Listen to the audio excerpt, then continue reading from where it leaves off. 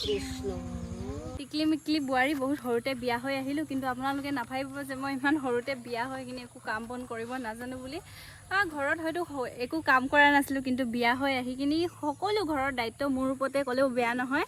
আৰু এতিয়া আমি বাৰীত অলপ ফুৰিব আহিছোঁ, পথাৰত। আৰু এইফালে আছে আমাৰ কঠীয়া মানুহজনে একদম ভিডিঅ' কৰি আছে। আৰু আজি আপোনালোকক ভাবিছোঁ আমাৰ ঘৰখন দেখাম।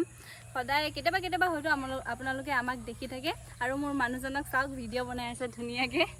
এতিয়া আমাৰ ঘৰখন দেখাম বলক আপোনালোকক। আৰু আমাৰ ঘৰখন বাৰীৰ ফালৰ পৰা এনেকৈ দেখি পায়, পাছফালে ডখৰ। আৰু এইফালে আছে আমাৰ বাৰীখন, বহুত শাক পাচলি আছে, বেলেগ এদিন দেখাম বাৰু। আৰু এইখন আমাৰ ট্ৰেক্টৰখন। এইফালে আমাৰ ঘৰৰ মানুহখিনি আছে, আহক দেখাম। এইফালে মা দেউতা বহি আছে চাওক, আৰু এইজনী আমাৰ দাদাৰ ছোৱালী হৈ আহিছে, সেইকাৰণে শাৰী শাৰী দেখাব বিচাৰিছোঁ। আৰু এইফালে পাছফালে আছে আমাৰ ভঁৰালটো, আৰু এইখন হৈছে আমাৰ সৰু ঘৰ।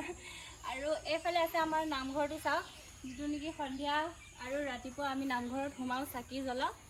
আৰু এতিয়া কাম কৰি আপোনালোকক দেখাই যাম। আৰু কামবোৰ পটাপট কৰি কিনি মই গা পা ধুই কিনি সন্ধিয়া হৈ আহিছে, নামঘৰত সোমাব লৈছোঁ। আমাৰ নিয়মত এইটো আমাৰ নামঘৰ সদায় ৰাতিপুৱা সন্ধিয়া নামঘৰত সোমাব লাগে। আৰু ডাঙৰৰ নামঘৰৰ পৰা ওলাই কিনি ডাঙৰৰ পৰা আশীৰ্বাদ ল'ব লাগে।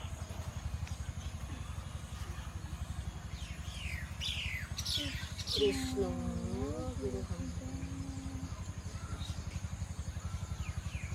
আজিনো আপোনালোকক কি দেখাম, প্ৰথমতে মোৰ ঘৰ আৰু ঘৰৰ বাকী বস্তুবিলাক দেখাই দিছোঁ।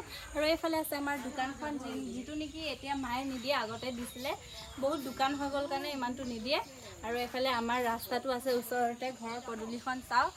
আৰু আজিৰ পৰা ব্লগ ষ্টাৰ্ট দিছোঁ, আৰু আপোনালোকে সকলোৱে যাতে মৰম দিব। আৰু কাইলৈৰ পৰা আমি আৰু বহুত ইণ্টাৰেষ্টিং ভিডিঅ' আনিম, আপোনালোকে চাব আৰু সকলোকে মৰম দিব দেই। আৰু এতিয়া অলপ ওলাই যাওঁ বুলি ভাবিছোঁ, মানুহজনে মই বহুত ভোক লাগিছে, দিনত যিহেতু আমি ভাত নাখাওঁ। আৰু ওচৰতে দোকানখন আছে, দোকানখনত কিবা এটা খাই আহোঁগৈ। সেয়া দোকানখন চাওক, ওচৰতে আছে, পদূলি ইপাৰ সিপাৰ। আৰু সেয়া মানুহজনে মই দোকানলৈ গৈছোঁ। আমাৰ ৰাস্তাটো চাওকচোন কেনেকুৱা ভঙা চিঙা, চাওক চৰকাৰে চকুৱে পৰা নাই এতিয়ালৈকে আমাৰ ৰাস্তাটোলৈ। সেয়া আৰু দোকানখন পালোহি চাই থাকক।